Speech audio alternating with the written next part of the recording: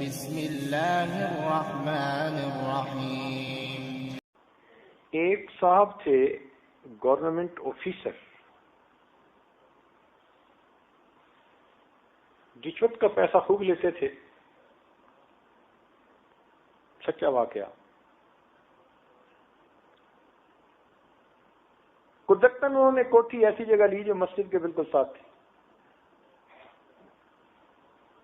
صبح کے وقت مسجد میں اذان ہوئی، وہ شرابی کبابی بندہ، اس کی آنکھ کھل گئی، اس کو بڑا غصہ آیا۔ اس نے مؤذن کو اگلے دن بلا کے کہا کہ فجر میں میری نیند جو ہے وہ اس میں خلل ہوتا ہے، اذان اسپیکر پہ مت دیا کرو۔ اس نے آ کے نمازیوں کو بتایا، نمازیوں نے کہا یہ کون نئے صاحب آ گئے؟ بھائی تمہاری نیند میں خلل آتا ہے تو تم جاؤ جہاں تمہارا جی چاہتا ہے، کیوں مسجد کے ساتھ گھر لیا؟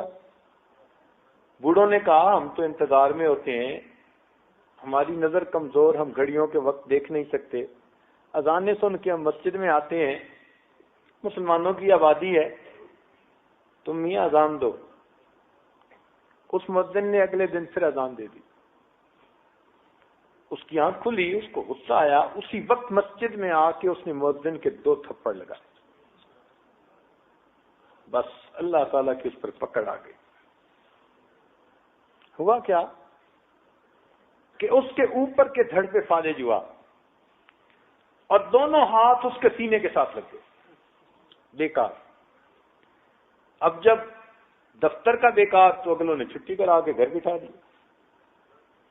چھٹی ہو گئی تو جو وہ پیسہ آ رہا تھا، پائپ لائن چل رہی تھی، وہ ختم۔ علاج پہ بھی پیسہ لگ رہا ہے، لیکن افسرانہ طبیعت تھی، حاکمانہ طبیعت تھی،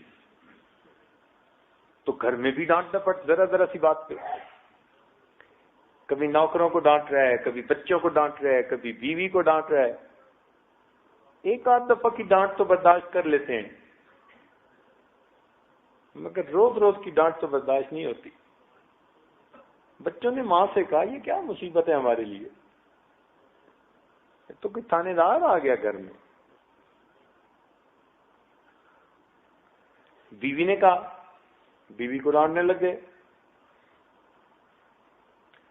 اب وقت گزرنے کے ساتھ ساتھ روز بیوی کو ڈانٹ پڑے، روز گالیاں نکلیں، گندی زبان استعمال کریں۔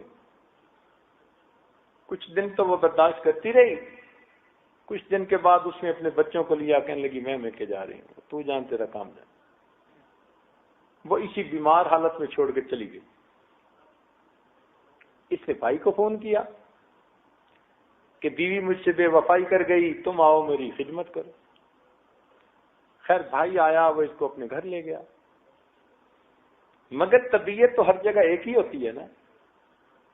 اب اس کے بچوں کو ڈانٹ ڈپٹ، اس کی بیوی کو کچھ کہہ دیا۔ اب جب ان کے گھر میں یہ ہونے لگا تو بچوں نے باپ سے کہا کہ ابو یہ کیا مصیبت آ گئی ہے۔ ایک دن بھائی نے سمجھایا کہ بھائی تم کیوں لوگوں کے ساتھ ایسی بری زبان استعمال کرتے ہو؟ اس کو بھی ڈانٹنے لگ گیا، تو زن مریض بن گیا اور یہ اور وہ۔ اب جب بچوں نے دیکھا کہ ابو کو ہمارے سامنے ڈانٹ رہا ہے، انہوں نے پلان بنایا، جوان بچے تھے، انہوں نے اگلے دن صبح اٹھا کے چارپائی سے اس کو باہر لا کے سڑک پہ ڈال دی۔ اس دوران ہوا کیا تھا کہ اس کے نچلے دھڑ کے اوپر فالج ہوا اور دونوں ٹانگیں بھی اوپر سینے کے ساتھ لگ گئی۔ اب زندہ لاش، نہ ہاتھ ہلتا ہے نہ پاؤں ہلتا۔ اب جب بھائی کے بچوں نے اس کو سڑک پہ ڈال دیا، گرمی کا موسم، 9 بجنے لگے تو زمین بھی گرم ہونے لگی، اور اچھی بلی گرمی ہوتی ہے۔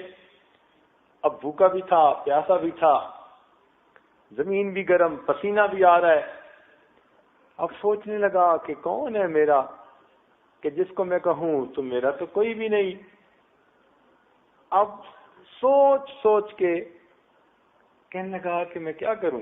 چنانچہ افسر صاحب نے آنے جانے والے مسافروں سے اللہ کے نام پہ بھیک مانگنی شروع کر دی. اللہ کے نام پہ، اللہ کے نام پہ دے دو، اللہ کے نام پہ دے دو. ایک نوجوان بچے کو ترس آیا، اس نے 5 روپے دینے چاہے، کہنے لگا میں اس کو کیا کروں گا، مجھے تو بھوک لگی ہوئی ہے، کھانا لاؤ، پانی لاؤ. اس نے قریب ہوٹل سے روٹی لے کے دے دی، کہنے لگا مجھے کھلا دو. اس نے کہا میرے پاس اتنا وقت نہیں بھائی. وہ رکھ کے جانے لگا تو اس نے سوچا کہ بھئی ایسا نہ ہو کہ یہ رکھ کے چلا جائے تو کوئی جانور ہی اٹھا کے لے جائے، میں تو کچھ کر نہیں سکتا. کہنے لگا مجھے پکڑا دو. اب پکڑے کہاں، یہ تو منہ میں پکڑے، ہاتھ کی انگلیاں ہلتی نہیں. سوچ سوچ کے اس کا جو پاؤں اس کے سینے پر آیا ہوا تھا، اس نے پاؤں کے انگوٹھے اور انگلی کے درمیان روٹی کو پکڑا اور اس کو چبا کے کتے کی طرح کھانے لگ گیا.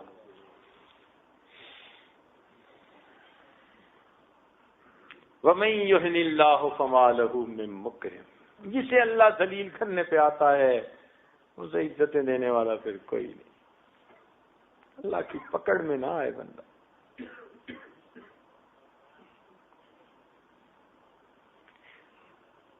تو جب انسان اللہ تعالیٰ کی نظروں سے گر جاتا ہے تو مخلوق کی نظروں سے خود بخود گر جاتا ہے. لوگ دل سے عزت نہیں کرتے.